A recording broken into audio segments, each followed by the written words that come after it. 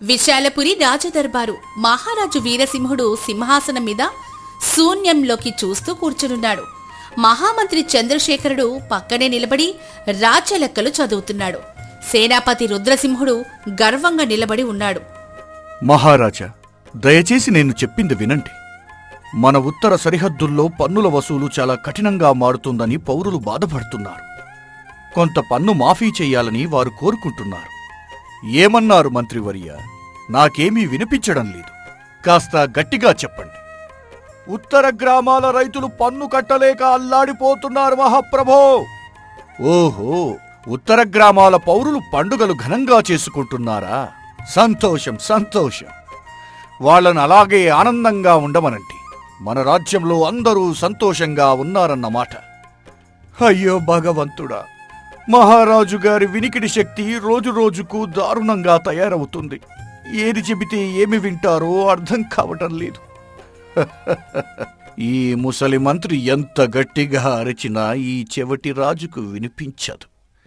ఈ రాజ్యం త్వరలోనే నా గుప్పిట్లోకి రావడం ఖాయం. నా పంట పండింది.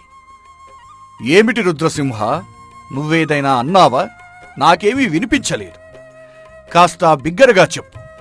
మహాప్రభో, నేను మిమ్మల్ని కీర్తిస్తున్నాను.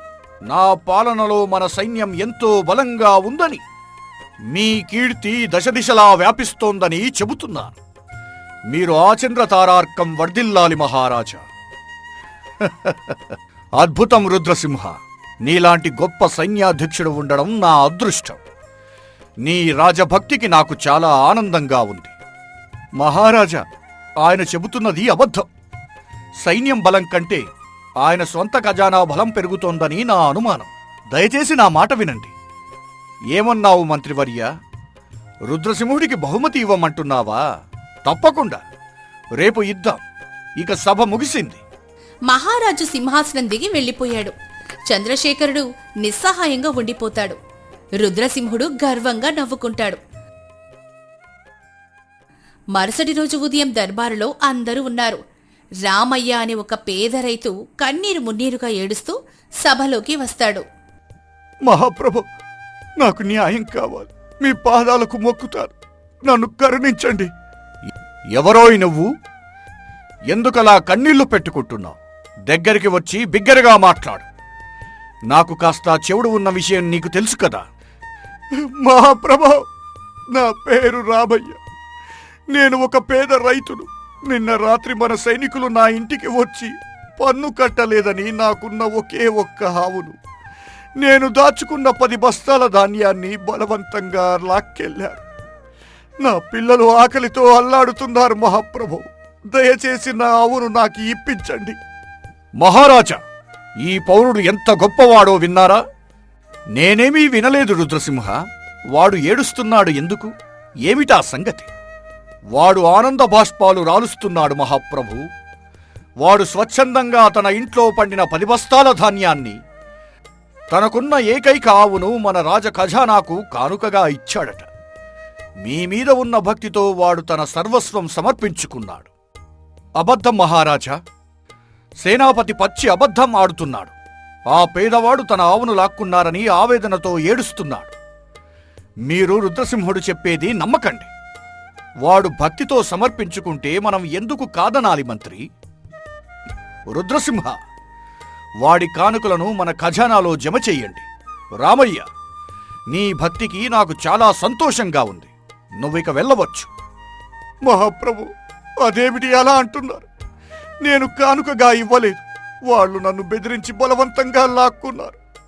నాకు న్యాయం చేయండి మహాప్రభు. దయచేసి నన్ను ఆదుకోండి. నోరు మూసుకో మూర్ఖుడా.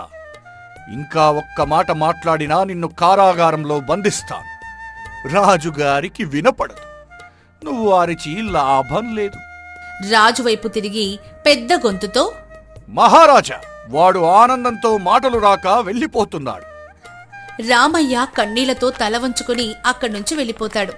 చంద్రశేఖరుడు ఈ అన్యాయాన్ని చూసి రక్తం మరిగిపోతున్నా ఏమీ చెయ్యలేక మిన్నకుండిపోతాడు. కొద్దిసేపటి తర్వాత సభలోకి భార్గవ అనే ఒక యువకుడు ప్రవేశిస్తాడు. అతని చేతిలో ఒక విచిత్రమైన పాత గంట ఉంటుంది. విశాలపురి మహారాజుకు జయము జయము. నా పేరు భార్గవ. నేను ఎన్నో దేశాలు తిరిగిన ఒక బాటసారిని, రాయబారిని. ఏమిటి నాయనా, నువ్వేదో చెబుతున్నావు? నా చెవులకు సరిగ్గా వినపడదు. నా సేనాపతికి చెప్పు, అతను నాకు వివరిస్తాడు. మహారాజా, మీకు వినపడకపోయినా పర్వాలేదు. మీ చెవుడును కేవలం ఒక్క క్షణంలో నయం చేయగల ఒక అద్భుతమైన వస్తువు నేను మీకోసం తీసుకువచ్చాను. ఒక్క క్షణంలో నయం చేస్తుందా? ఏమిటది నాయనా? నిజంగా మహారాజు గారి వినికిడి శక్తి తిరిగి వస్తే నీకు జీవితాంతం రుణపడి ఉంటాం. ఇది ఒక ప్రాచీనమైన సత్యగంట మహామంత్రి. ఏ మనిషి అయితే నిస్వార్థంగా తన మనసులో ఎలాంటి పాపపు ఆలోచన లేకుండా ఈ గంటను మోగిస్తాడో, ఆ గంట మోగిన శబ్దం వినగానే ఎంతటి చెవిటివారికైనా వినికిడి శక్తి వెంటనే తిరిగి వస్తుంది. ఇదంతా ఎవరో పిచ్చివాడు అల్లిన కథలా ఉంది. ఒక గంట మోగితే వినికిడి శక్తి ఎలా వస్తుంది? ఇది పచ్చి మోసం మహారాజా. వీడిని వెంటనే సభ నుండి గెంటెయ్యండి. నేను పచ్చి మోసగాడినో కాదో నిరూపించుకోవడానికి నాకొక్క అవకాశం ఇవ్వండి మహాప్రభు. మన రాజ్య సర్వసైన్యాధ్యక్షుడు రుద్రసింహుడు గారు ఎంతో నిస్వార్థపరులు, గొప్ప దేశభక్తులు అని నేను ఎన్నో రాజ్యాల్లో విన్నాను. ఆయన స్వయంగా ఈ గంటను మోగిస్తే మహారాజు గారికి ఖచ్చితంగా వినపడుతుంది. ఏమన్నావు భార్గవ? రుద్రసింహుడిని గంట మోగించమంటున్నావా? అయితే అలాగే చెయ్యని. రుద్రసింహ, ఆ గంట మోగించు. నా చెవులు బాగుపడతాయేమో చూద్దాం. ఈ పిచ్చివాడి గంట మోగితే చెవులు రావడం ఏమిటి?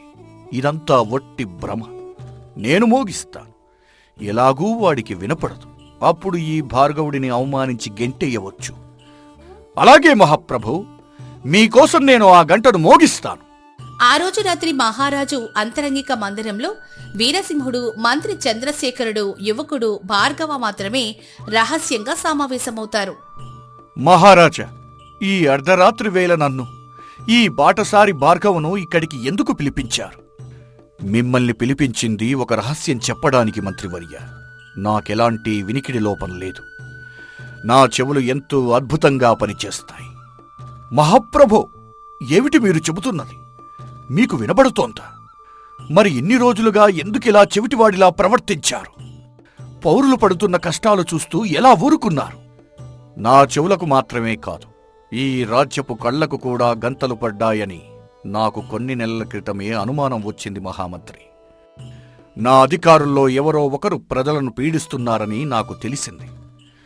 కాని అది ఎవరో కనిపెట్టలేకపోయాను.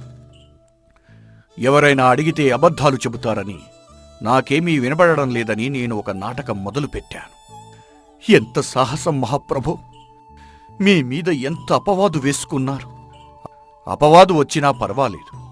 నా వినికిడి లోపం నాటకం వల్ల మన సేనాపతి రుద్రసింహుడి అసలు రంగు నాకు తెలిసొచ్చింది. అతను నా ముందు ఎంత వినయంగా నటిస్తున్నాడో, నా వెనక ఎంత భయంకరంగా రాజ్యాన్ని, ప్రజలను దోచుకుంటున్నాడో నా చెవులారా విన్నాను. ఈరోజు ఆ పేదవాడు రామయ్య పడిన బాధను నేను నా గుండెల్లో భరించాను. మహారాజా, మీరు ఎంత గొప్ప పాలకులో నాకు ఈరోజే తెలిసింది. మరి ఆ రుద్రసింహుడిని ఎందుకు వెంటనే బంధించలేదు ప్రభు? వాడు చాలా తెలివైనవాడు భార్గవ. వాడి దగ్గర అపారమైన సైనిక బలం ఉంది. సరైన సాక్ష్యం లేకుండా వాడిని బంధిస్తే సైన్యంలో తిరుగుబాటు వస్తుంది. వాడు తన నోటితో తన నేరాలను అంగీకరించేలా చెయ్యాలి. అందుకోసమే నువ్వు రేపు దర్బారులో ఒక పని చెయ్యాలి. ఆజ్ఞాపించండి మహారాజా. ధర్మ సంస్థాపన కోసం నేను ఏమైనా చేస్తాను. రేపు రుద్రసింహుడు ఆ సత్యగంట మోగించే సమయంలో మనం వాడి అహంకారాన్ని ఉపయోగించి వాడి చేతే నిజం కక్కించాలి. దానికి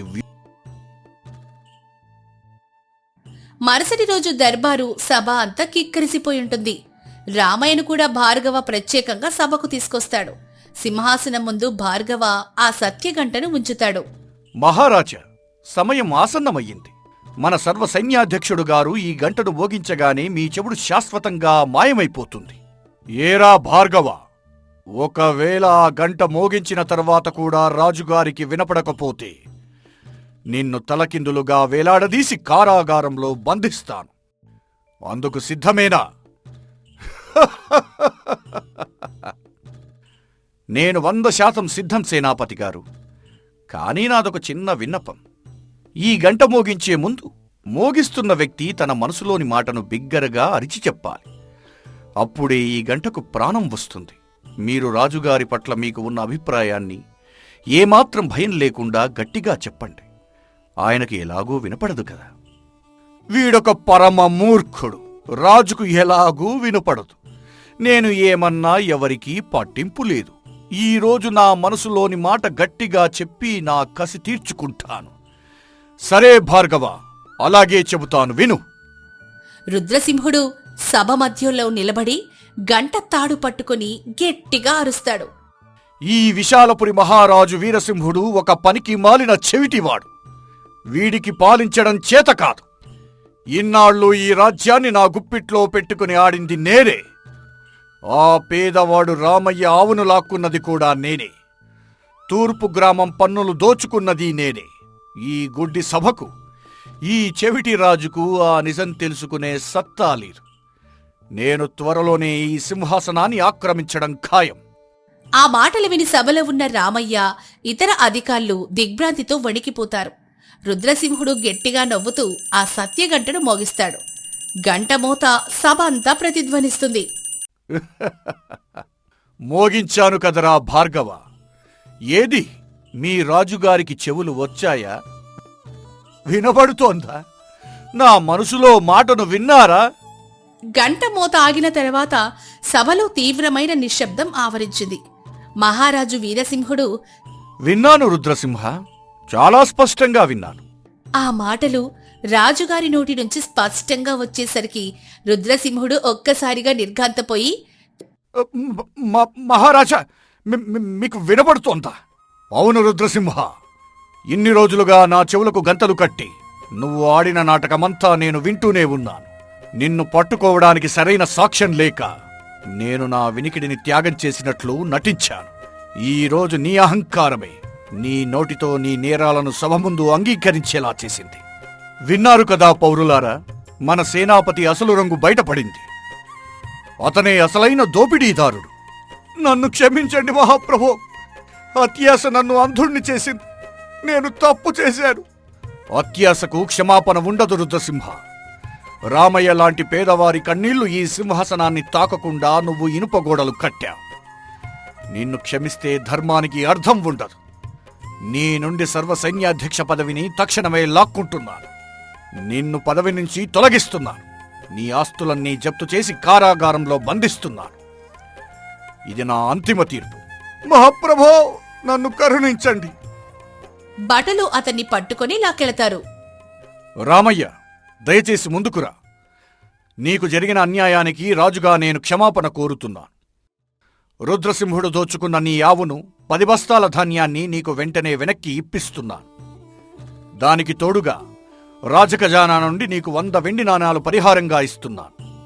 మహాప్రభు, మీరు నిజంగా దేవుళ్ళు. మీ పాలనలో ధర్మం గుడ్డిది కాదయ్యా, చెవిటిది అంతకంటే కాదు అని నిరూపించారు. మీ చల్లని చూపు మా మీద ఎప్పటికీ ఉండాలి. భార్గవ, నీ తెలివితేటలతో, ఈ సత్యఘంట నాటకంతో అసాధ్యమైన ఒక దోపిడీదారుణ్ణి అత్యంత సులభంగా పట్టించావు. నీ బుద్ధి కుశలతకు మెచ్చి నిన్ను నా ఆస్థానంలో ముఖ్య సలహాదారుడిగా నియమిస్తున్నాను. ఇది నా పూర్వజన్మ సుకృతం మహాప్రభు. ధర్మం కోసం నిలబడే ఏ రాజుకైనా సేవ చేయటానికి నేను ఎప్పుడూ సిద్ధంగా ఉంటాను. కష్టాలను కడతేర్చిన, ధర్మాన్ని నిలబెట్టిన మహారాజు వీరసింహుడికి జయహో! వీరసింహ మహారాజుకి జయహో! ధర్మ విజయానికి జయహో! అందరూ సంతోషంతో జయ జయద్వారాలు చేస్తూ ఉండగా సభ ముగుస్తుంది. రాజ్యంలో ధర్మం తిరిగి స్థాపించటంతో కథ సుఖాంతమవుతుంది. నీతి: సత్యం ఎప్పటికైనా బయటపడక తప్పదు. అహంకారం, అత్యాశ మనిషి చేత వాడి గోతిని వాడే తవ్వుకునేలా చేస్తాయి. పాలకుడు కళ్ళు, చెవులు తెరిచి ఉంచితే ఎంతటి దుర్మార్గుడినైనా హిట్టే పట్టుకోవచ్చు.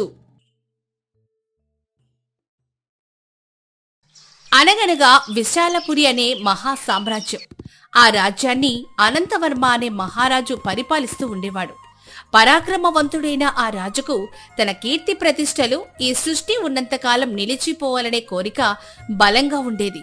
అందుకోసం రాజధాని నగరంలో భూమి ఆకాశాలను కలిపేంత ఎత్తైన ఒక విజయ స్తూపం నిర్మించాలని నిర్ణయించుకొని ఒకరోజు దర్బార్లో తన మంత్రి సత్యవ్రతుడితో ఇలా అంటాడు. మంత్రివర్య, నా విజయాలకు ప్రతీకగా నిర్మించబోయే ఆ మహాస్తూపం పనులు ఎంతవరకు వచ్చాయి? దాన్ని చూస్తే భావితరాలు నా పరాక్రమాన్ని తలుచుకొని విస్మయం చెందాలి. నిర్మాణానికి ఏమైనా ఆటంకాలు ఉన్నాయా? మహారాజా, మీ ఆజ్ఞ ప్రకారం పనులు వేగంగానే జరుగుతున్నాయి. నగర నడిబొడ్డున ఉన్న ఆ విశాలమైన మైదానంలో పునాదులు కూడా పూర్తయ్యాయి. కాని స్తూపానికి వెళ్లే ప్రధాన ద్వారం నిర్మించాల్సిన చోట ఒక చిన్న అడ్డంకి వచ్చింది ప్రభు. హ? అడ్డంక? నా సామ్రాజ్యంలో ఆ ఆజ్ఞకు అడ్డుపడేది ఏమిటి? ఈ అడ్డంకిని వెంటనే తొలగించండి. దానికి ఇంత ఆలోచన ఎందుకు? అది బండరాయి కాదు మహారాజా, ఒక పేదవాడి గుడిసె. ఆ స్తూపద్వారం నిర్మించాల్సిన చోట వీరదాసు అనే ఒక పేదరైతుకు చెందిన ఒక చిన్న పూరి గుడిసె, 1 సెంటు భూమి ఉన్నాయి. ఆ భూమిని మనకు అమ్మమని, దానికి బదులుగా 100 ఎకరాల సారవంతమైన పొలం, 1000 బంగారు నాణ్యాలు ఇస్తామని చెప్పాను. కాని అతను ససేమిరా అంటున్నాడు. విడ్డూరంగా ఉంది. 100 ఎకరాల పొలం ఇస్తానంటే వద్దనే పిచ్చివాడు కూడా ఈ రాజ్యంలో ఉన్నాడా? వాడు వెనుక ఎవరో ఉండి నడిపిస్తూ ఉండి ఉంటారు. వాడిని వెంటనే సభకు తీసుకురండి. ఆ గుడిసెను పీకేయండి. ప్రభు, అతను చాలా మొండివాడు. మన భటులు వెళ్లి బెదిరించినా చెలించలేదు. మీరే స్వయంగా వాడితో మాట్లాడితే మంచిదేమోనని నా అభిప్రాయం. భటులారా, వీరదాసును ప్రవేశపెట్టండి. క్షణాల్లోనే 2 భటులు మాసిన బట్టలతో, ఎముకలు తేలిన దేహంతో ఉన్న వీరదాసును దర్బారులోకి తీసుకొస్తారు. ఏమయ్యా వీరదాసు, ఈ సామ్రాజ్యానికి రాజును నేను అడిగిన భూమిని ఇవ్వనని చెప్పడానికి నీకు ఎంత ధైర్యం? నీ సెంటు భూమికి నేను 1000 బంగారు నాణేలు, 100 ఎకరాల పొలం ఇస్తానన్నా. ఆ పాడుబడిన గుడిసె మీద నీకెందుకు అంత మమకారం? మహారాజా, అది మీకు పాడుబడిన గుడిసె కావచ్చు, కాని నాకు అది నా ప్రాణం. ఆ మట్టిలో నా 10 తరాల పూర్వీకుల చెమట కలిసి ఉంది. నా తాత ముత్తాతలు ఆ నేల మీదే పుట్టారు, ఆ నేల మీదే తుదిశ్వాస విడిచారు. ఆ గుడిసెలోని ప్రతి మట్టి పెడ్డలోనూ నా వాళ్ల జ్ఞాపకాలు ఉన్నాయి. మీరు ఇచ్చే 100 ఎకరాల్లో నాకు ఆ జ్ఞాపకాలు దొరకవు కదా ప్రభు. జ్ఞాపకాలతో కడుపు నిండుతుందా పిచ్చివాడ? నేను ఇచ్చే బంగారంతో నువ్వు దేవేంద్రుడిలా బతకొచ్చు. నా విజయస్తూపానికి నీ పూరి గుడిసే అడ్డు రాకూడదు. కావాలంటే 10,000 బంగారు నాణేలు తీసుకో. నా ఓపికను పరీక్షించు. మహారాజా, ప్రాణాన్ని బంగారంతో కొనలేరు. మీ స్తూపం మీ కీర్తి కోసం, కాని నా గుడిసె నా అస్తిత్వం కోసం. మీరు బలవంతంగా నన్ను లాగేయగలరేమో గాని నా ఇష్టపూర్వకంగా మాత్రం ఈ భూమిని మీకు విక్రయించలేను. క్షమించండి. ఎంత పొగరు నీకు! నా సంపదను, నా అధికారాన్ని లెక్క చేయవా? నీకు ఇష్టమున్నా లేకపోయినా ఆ భూమిని నేను లాక్కుంటాను. భటులారా, వీడిని చెరసాలలో బంధించండి. ఈ సాయంత్రానికి ఆ గుడిసెను నేలమట్టం చెయ్యండి. భటులు వీరదాసును పట్టుకోబోతూ ఉండగా దర్బారు ద్వారం వద్ద నుంచి ఒక గంభీరమైన స్వరం వినిపిస్తుంది.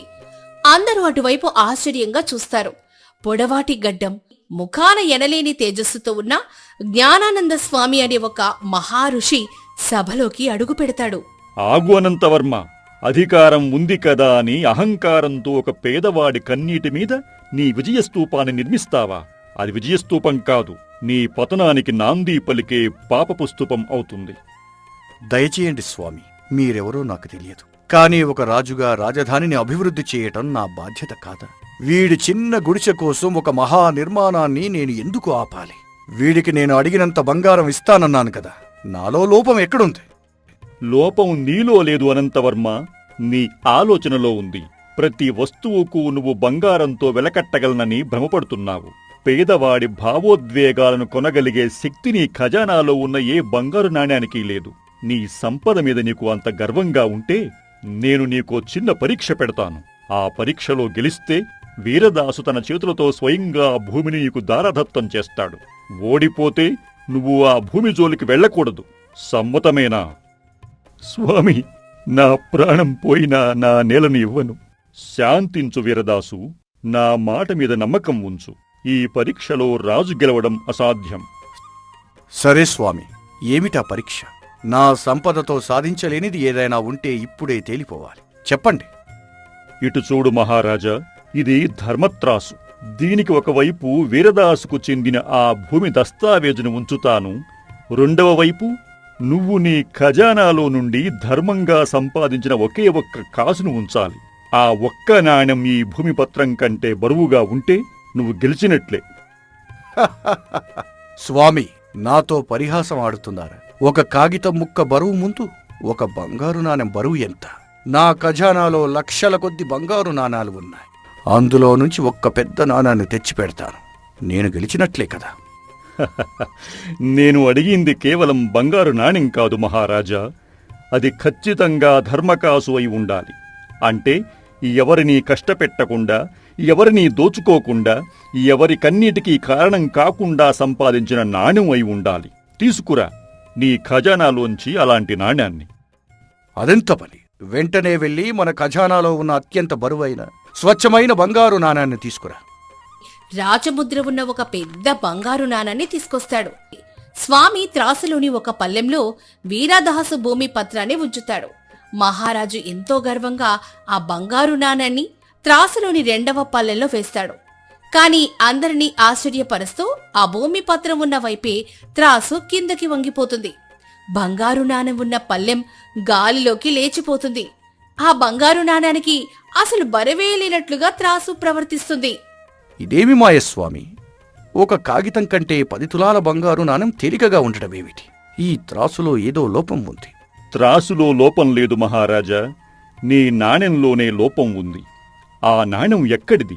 మొన్న నువ్వు పొరుగు రాజ్యం మీద దండయాత్ర చేసి అక్కడ అమాయకపు ప్రజలను చంపి వాళ్ల సంపదను దోచుకుని తెచ్చిన నాణెం ఇది. దీంట్లో రక్తం ఉంది, కన్నీరు ఉంది, కాని ధర్మం లేదు. అందుకే ధర్మత్రాసులో ఇది దూదిపింజ కంటే తేలికైపోయింది.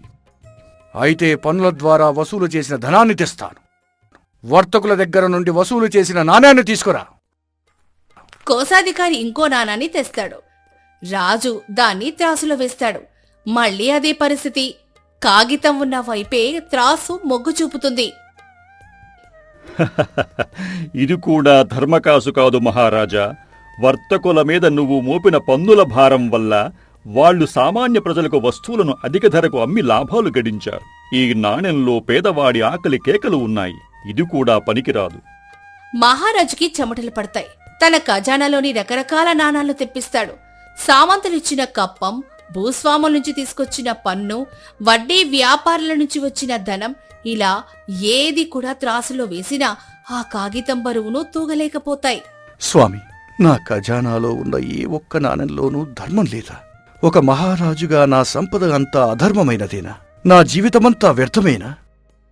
రాజు అయినంత మాత్రాన సంపద ధర్మబద్ధం అయిపోదు అనంతవర్మ. ఇతరుల శ్రమను వాళ్ల కన్నిటినీ లాక్కుని పెంచుకునే ఖజానా ఎప్పుడూ పాపపంకిలమే. నీ ఖజానాలో ధర్మకాసు లేదు. నువ్వు ఈ పరీక్షలో ఓడిపోయావు. లేదు స్వామి, నేను ఓటమిని అంగీకరించాను. నాకు ధర్మకాసు ఎక్కడ దొరుకుతుందో చెప్పండి. ప్రాణాలుడ్డైనా దాన్ని నేను సంపాదించి తీరుతాను. ధర్మకాసు ఎవరి దగ్గరో దొరికేది కాదు మహారాజా. స్వయంగా నీ కష్టంతో, నీ శ్రమతో సంపాదించుకోవాలి. ఎవరినీ బెదిరించకుండా, నీ రాజరికాన్ని వాడుకోకుండా, నీ కండబలంతో చెమటలు చిందించి ఒక్క రాగి నాణెం సంపాదించు. దాన్ని తీసుకొచ్చి ఈ త్రాసులో వెయ్యి. అప్పుడు చూద్దాం. అలాగే స్వామి, ఈ ఒక్కరోజు నా రాజరికాన్ని, నా అధికారాన్ని పక్కన పెడుతున్నాను. ఒక సామాన్యుడిగా వెళ్లి నా చెమటతో ఒక నాణాన్ని సంపాదించి వస్తాను. అప్పటిదాకా ఈ సభ ఇలాగే కొనసాగుతుంది. ఎవరూ కదలడానికి వీల్లేదు. అనంతవర్మ వెంటనే తన రాజ వస్త్రాలను, కిరీటాన్ని తీసి పక్కన పెడతాడు. ఒక సామాన్యమైన చిరిగిన బట్టలు ధరిస్తాడు.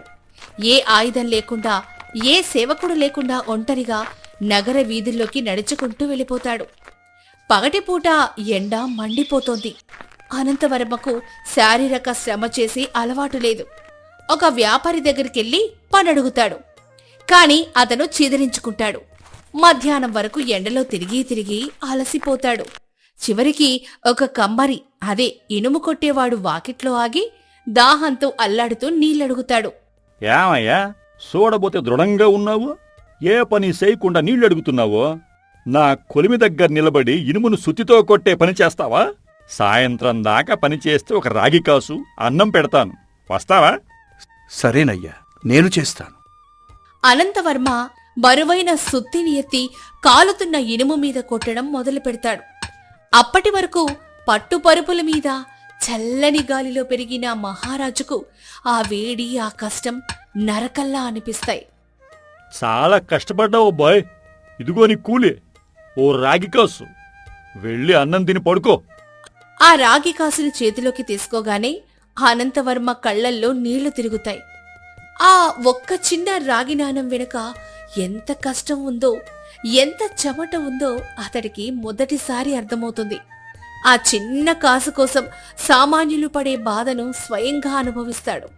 వెంటనే ఆ నాణ్యాన్ని గుండెలకు హత్తుకొని పరిగెత్తుకుంటూ రాజభవనానికి చేరుకుంటాడు. స్వామి, తీసుకొచ్చాను. నా రక్తాన్ని, నా చెమటను ధారపోసి ఎలాంటి రాజరికాన్ని ఉపయోగించకుండా ఒక కూలివాడిగా ఈ రాగినాణాన్ని సంపాదించాను. ఇది నా ధర్మకాసు. అయితే దానిని ఆ త్రాసులో ఉంచు మహారాజా. అనంతవర్మ వణుకుతున్న చేతులతో నెత్తురోడుతున్న తన అరచేతిలో ఉన్న ఆ రాగి నాణాన్ని త్రాసులోని 2వ పల్లెంలో ఉంచుతాడు. ఆశ్చర్యం! ఆ రాగి నాణం పడగానే వీరదాసు భూమిపత్ర ఉన్న పల్లెం గాలిలోకి లేచిపోతుంది. రాగి నాణం ఉన్న పల్లెం బరువుగా కిందకి వాలిపోతుంది. ఆ ఒక్క రాగి కాసుకే ఆ భూమిపత్రం కంటే ఎక్కువ బరువు వస్తుంది. చూశావా అనంతవర్మ, నీ ఖజానాలోని లక్షల బంగారు నాణ్యాలు చేయలేని పని నీ చెమట చుక్కతో సంపాదించిన ఒక్క రాగి కాసు చేసింది. ఇది ధర్మం బరువు, ఇది నిజాయితీ బరువు. ఈ లోకంలో మనిషి నిజాయితీగా చిందించే ఒక్క చెమట చుక్కకు సమానమైన సంపద మరొకటి లేదు. ఈ ధర్మం ముందు ఏదీ సాటిరాదు. ఈ పరీక్షలో నువ్వు గెలిచావు. ఇచ్చిన మాట ప్రకారం వీరదాసు ఈ భూమిని నీకు ఇస్తాడు. నీ విజయస్తూపాన్ని నిర్మించుకో. అవును ప్రభు, మీరు కష్టపడి సంపాదించిన ఆ ధర్మకాసు ముందు నా ప్రాణ సమానమైన భూమి కూడా చిన్నదైపోయింది. ఆ నేలను మీకు సంతోషంగా అప్పగిస్తున్నాను. కాని అనంతవర్మ కళ్ళల్లో నుంచి ధారాపాతంగా కన్నీళ్లు కారుతూనే ఉంటాయి. లేదు వీరదాసు, నా అహంకారం చనిపోయింది. ఈ ఒక్క రాగి కాసు సంపాదించడానికి నేను పడిన కష్టం చూశాక నా ప్రజలు రోజూ ఎంత కష్టపడుతున్నారో నాకు కనువిప్పు కలిగింది. ఆ కష్టాన్ని లాక్కొని వాళ్ల కన్నీటి మీద స్తూపాలు నిర్మించుకోవాలనుకున్న నేను ఒక రాక్షసుని. నాకికపై ఏ విజయస్తూపాలు వద్దు. నీ భూమి నీ సొంతం, దాన్ని ఎవ్వరూ లాక్కోలేరు అని చెప్పి మంత్రి సత్యవ్రతుడిని చూస్తాడు. మంత్రివర్య, ఆ విజయస్తూప నిర్మాణాన్ని తక్షణమే నిలిపివేయండి. నా కీర్తి కోసం కాదు, నా ప్రజల ఆకలి తీర్చడం కోసం ఆ ఖర్చును వినియోగించండి. నగరంలో పెద్ద చెరువును తవ్వించండి. పేదలకు వైద్యశాలలు నిర్మించండి. నేను సంపాదించిన ఈ ధర్మకాసును నా సింహాసనం పైన సువర్ణాక్షరాలతో ప్రతిష్ఠించండి. నా ప్రతి నిర్ణయంలోనూ, నా పరిపాలనలోనూ ఈ కాసు వెనుక ఉన్న కష్టం నాకు గుర్తుకు రావాలి. చిత్తం మహారాజా. నేటి నుండి ఈ విశాలపురి రాజ్యానికి పట్టిన అహంకారపు చీకట్లు తొలగిపోయాయి. మీరు నిజమైన మహారాజు అయ్యారు. శుభం అనంతవర్మ. కళ్ళు తెరిచిన వాడికి చీకటి ఉండదు. నీ ధర్మ పరిపాలన కలకాలం వర్ధిల్లుతుంది అని చెప్పి జ్ఞానానంద స్వామి అక్కడి నుంచి నవ్వుతూ నిష్క్రమిస్తాడు. ఆ రోజు నుంచి అనంతవర్మ ఎంతో ధర్మబద్ధంగా తన ప్రజల కష్టసుఖాల్ని తెలుసుకుంటూ ఆ ఒక్క రాగి కాసు నేర్పిన పాఠంతో మహా గొప్ప పాలకుడిగా చరిత్రలో నిలిచిపోతాడు. విన్నారు కదా, పరుల సొమ్మును ఆశించి ఇతరులను కష్టపెట్టి సంపాదించిన లక్షల కోట్ల సంపద కన్నా నీతిగా, నిజాయితీగా కష్టపడి సంపాదించిన ఒక్క రూపాయి ఎంతో విలువైనది, మనశ్శాంతిని ఇచ్చేది.